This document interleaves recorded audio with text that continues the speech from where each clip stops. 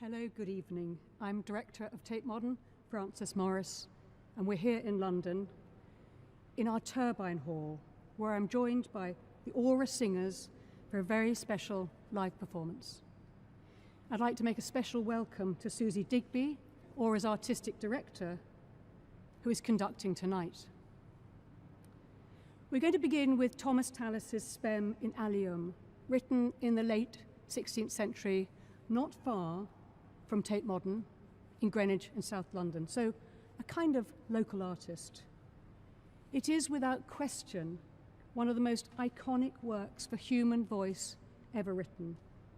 It's an extraordinary and intricate tapestry of a composition for the 40 separate singers who you see behind me. We're celebrating the 450th anniversary of the work.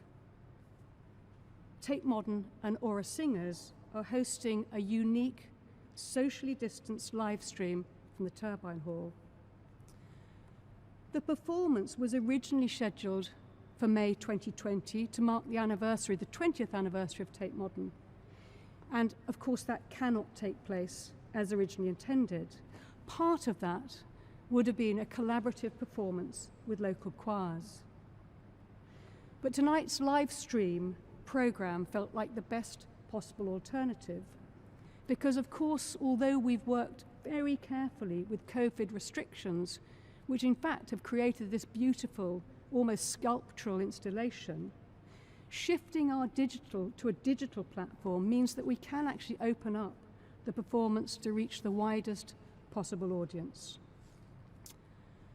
Tallis's message of hope across the centuries has always been central to the work, but it is so powerful now, and as powerful as it was all those years ago, and performed here in this place of so many brilliant contemporary artistic interventions over the last 20 years. I really hope it can be seen as a gesture of solidarity and mutual support for all artists and art forms at a time of uncertainty across the cultural sector and indeed across the world.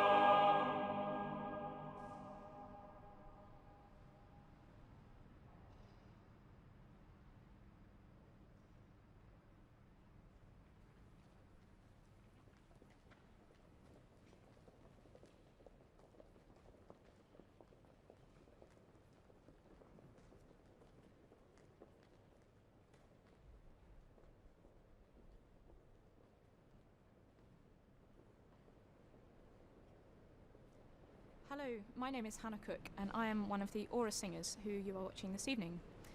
ORA was founded in 2016 with the ambition of commissioning and performing new choral pieces alongside Renaissance masterpieces, which is exactly what we're doing in the programme for you tonight.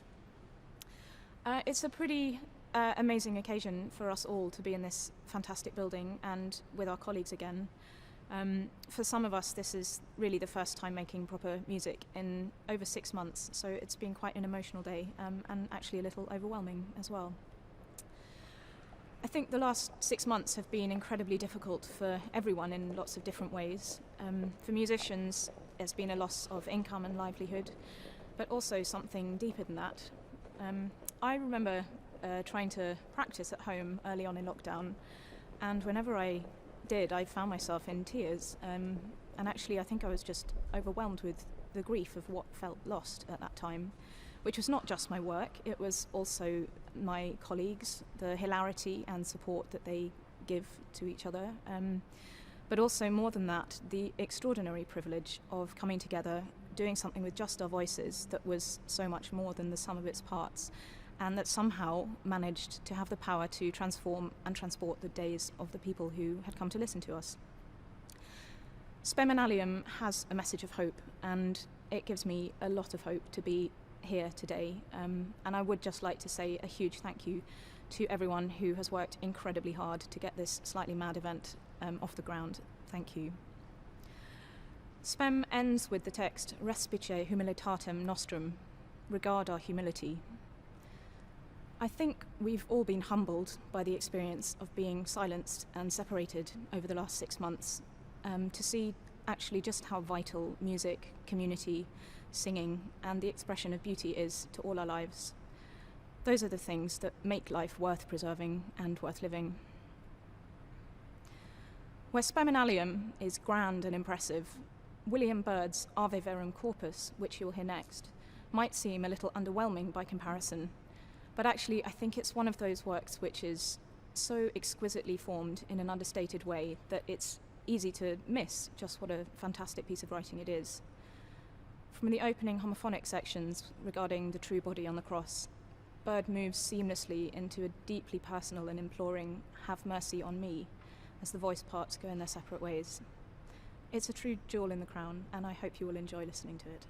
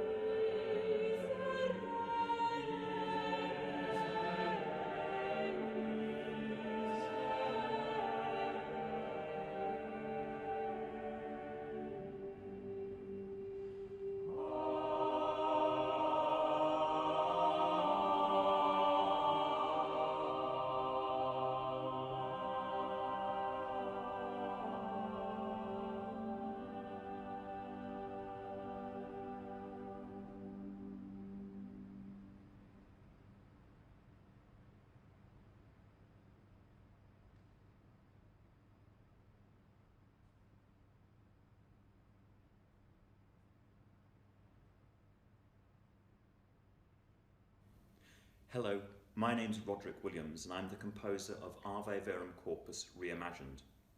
At the end of 2014, ORA approached me as one of several composers to take an original William Byrd piece and sort of look at it with 21st century eyes.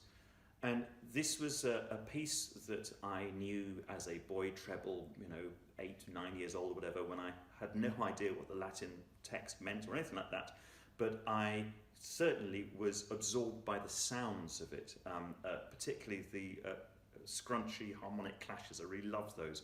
So when ORA offered me this chance, I thought I'd write a piece that in a way stitches together some of my favourite parts of the piece and sort of makes them into something a little bit more hallucinatory, if you like.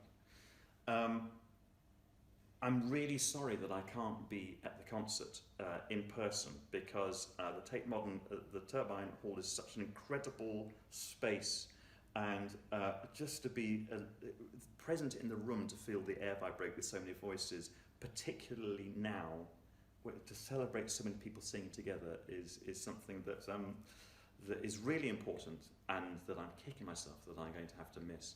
But I hope you enjoy the experience, and I hope that you will join me also in celebrating this mass gathering of human voices.